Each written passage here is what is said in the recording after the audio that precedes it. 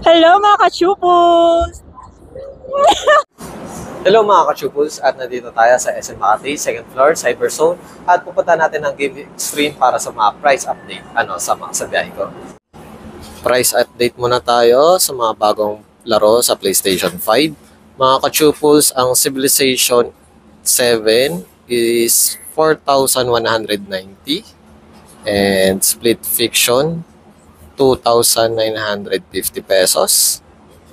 Then Resident Evil 4 sa 1,895.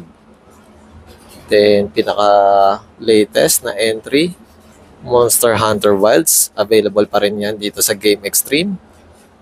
At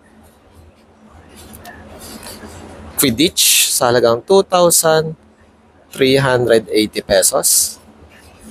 Next, Shin Megami Tensei sa halagang 2,195.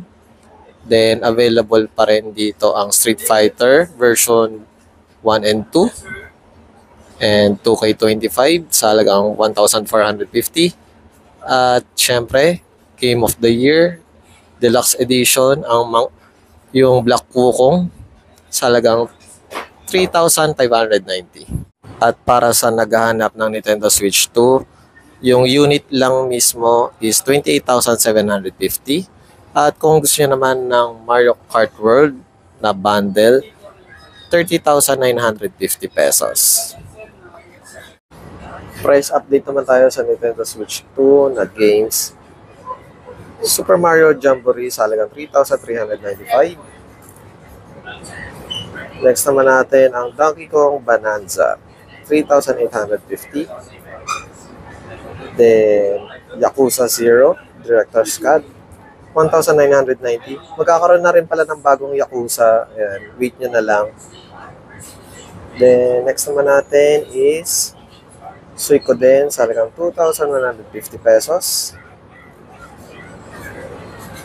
Next naman natin is Rune Factory, 3,495 pesos.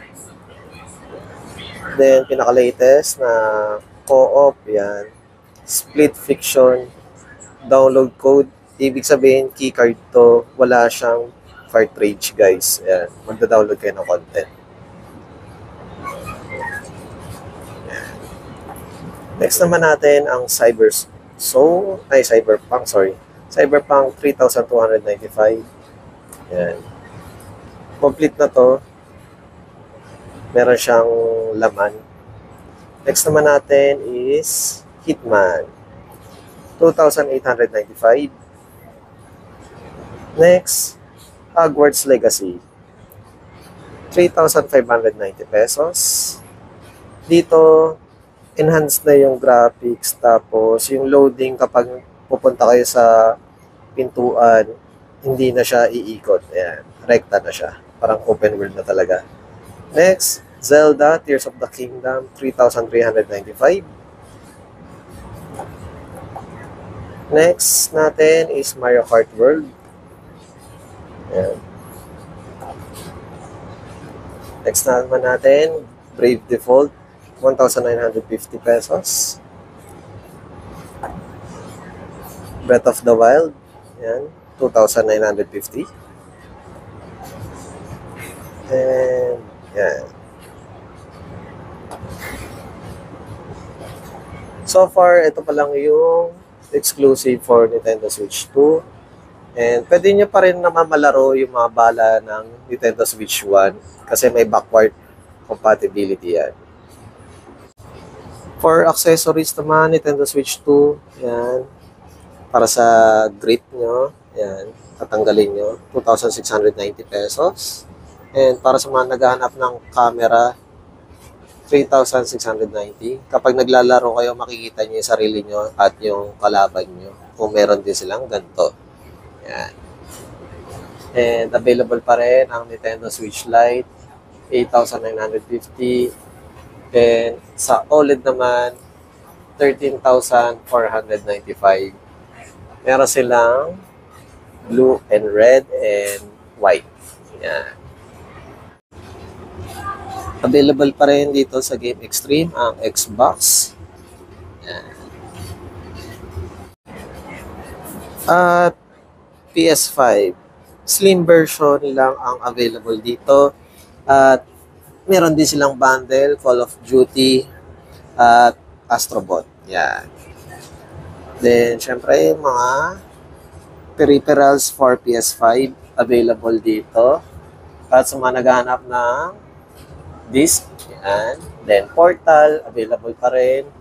And meron din sila ng mga iPhone, mga earpods, iPads. Yan. Available pa rin yan sa Game Extreme. And mga limited edition na controller. Iba't ibang variant and mga headset. At huwag kakalimutan ang Hori. Yan. Mga pang ano na yan, professional or nasali sa mga competition. 5,495 itong wrap. Yan. Ghost of Tsushima, 3,490. Then, Lego Horizon, 2,990. And Resident Evil 4 Gold Edition, 2,495. And syempre, ang Spider-Man, 3,490 for PS5. Hello mga ka-chupos, at day 2 ng Wusi at kasama natin si Sir Bricks. Hi.